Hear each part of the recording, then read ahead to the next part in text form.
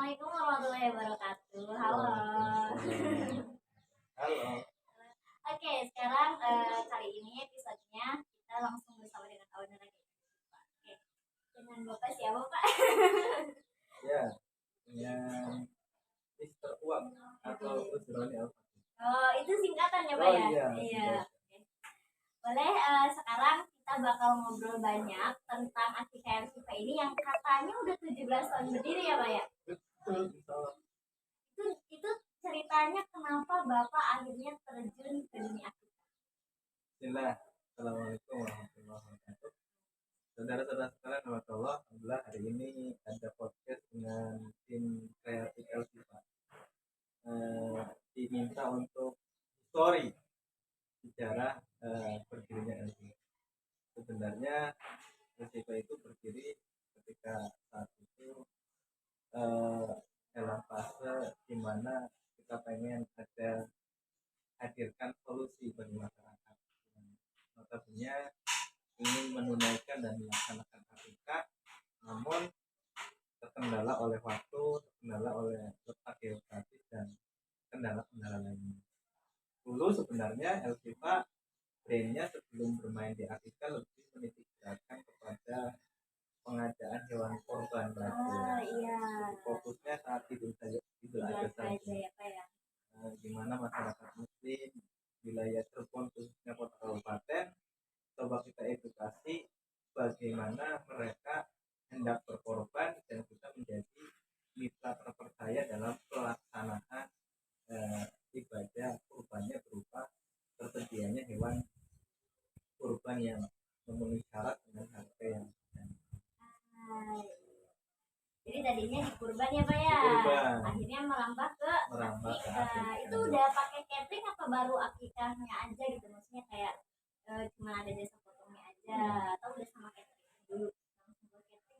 Pada saat itu kita main di kurban itu sebenarnya nikmat karena kompetitor ataupun tanda kutip pesaing itu tidak banyak saat ini, sehingga kita mengorbankan diri dalam siklus waktu sekian hari, 15 ataupun 10 hari penjualan kurban, pendapatan kita lumayan.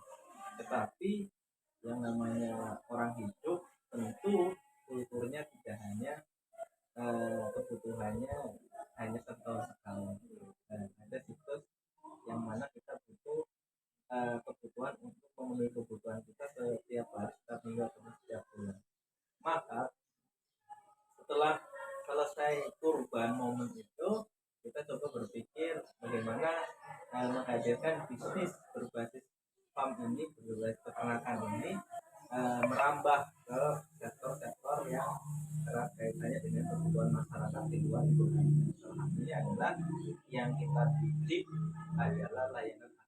Walaupun sebenarnya resortnya itu bisnisnya tidak hanya itu, kita supply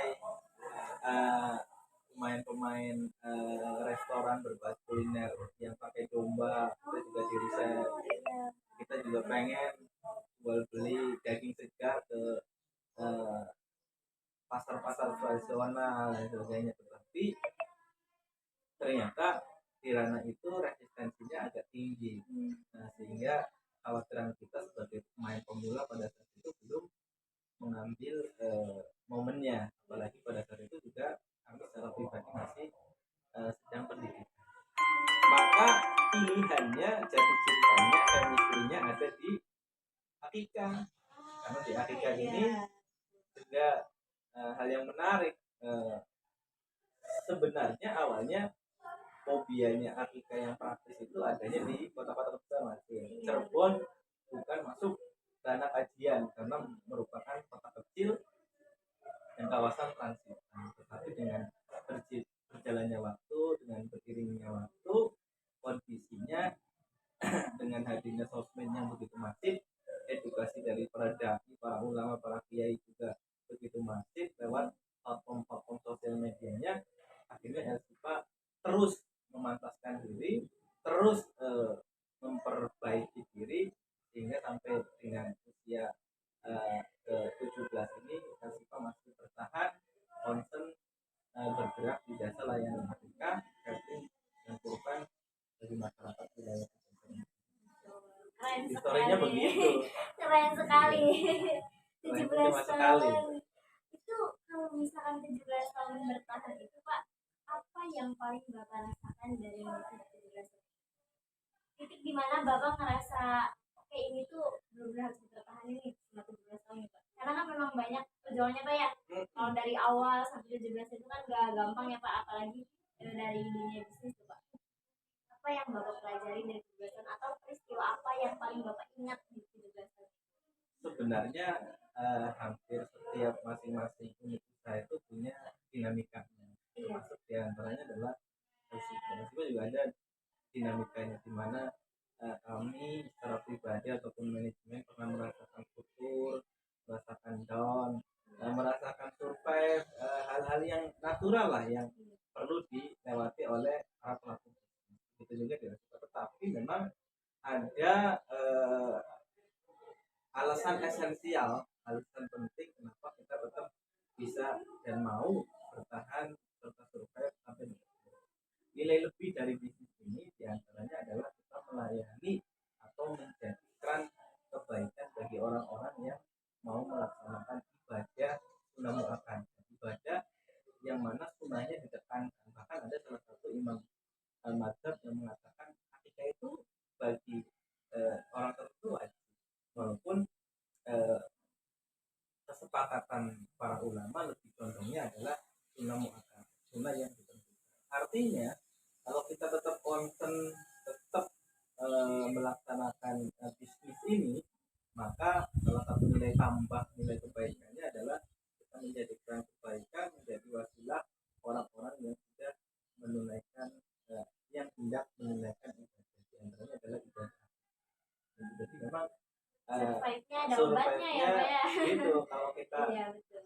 walaupun sudah berletih-letih ngerawat domba, berletih-letih motong ngulitin domba, berletih masakin, packaging, ngantarin, itu akan terbayar dengan senyum bahagia para customer ATK Elsifa yang merasa puas dan merasa teredukasi serta terlayani dengan baik oleh mereka. Elsifa pun memahami diri, Elsifa pun tahu diri bahwa dalam perjalanannya ada plus minus, ada kendala, ada human error.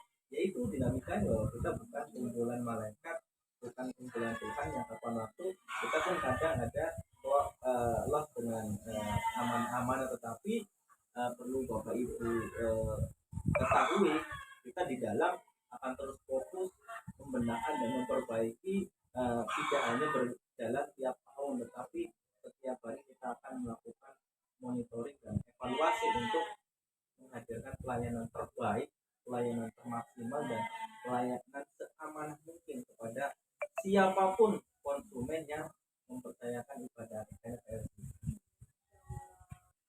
Main sih Pak. Kalau misalkan ini nih Pak, Elsifa ini berarti kan 17 tahun nih Pak. Nah terus dengan dinamikanya yang ada gitu ya, sekarang selain di aktivitas Elsifa ada tuh kalau nggak salah namanya kuliner online Elsifa ya Pak ya. Itu adalah olahan kepala dan kaki domba, dan bahkan saya tahu tuh Pak kalau ada yang jualan olahannya itu ketika saya mulai bekerja di sini gitu Pak, itu sangat jarang banget Pak. Kenapa akhirnya kepikiran memunculkan ada ini, ada olahan ini gitu loh Pak, tanpa harus akikah? Mas, sama ini pertanyaannya lumayan menggelitik. Ya sih Pak, tentu punya visi besar ke depan. Di antaranya adalah bagaimana mengenalkan formulator kuliner berbasis hewan yang diberkahi. Domba Aceh ketahui domba adalah hewan yang diberkahi. Kenapa diberkahi? Karena hampir setiap nabi dan rasul itu ada fase berinteraksi dengan domba atau fase menggembala. Oleh sebab itu, kita pengen mengedukasi masyarakat bahwa menikmati kuliner domba itu adalah sehat, adalah nikmat, karena makanan ini adalah makanan kesukaan, hobi, dan habitnya para nabi dan rasul. Maka tercetuslah ide bagaimana kita menawarkan kuliner olahan domba tidak mesti harus masyarakat wilayah 3 Cirebon akikah dulu. Iya, motong domba dulu Tidak ya mesti Pak. potong domba dulu. Iya, karena Jadi itu lumayan Pak. lumayan secara Iya. value ekonomi, secara value angka lumayan, malah kita sajikan menu kuliner dari berbagai organ yang ada di domba. Salah satu yang paling strategis adalah kepala kaki domba. Iya. Kita bisa bikin untuk diolah menjadi gulai, sop ataupun empal dengan cita rasa masing-masing yang memiliki kekhasannya dan dengan harga terjangkau, Mbak.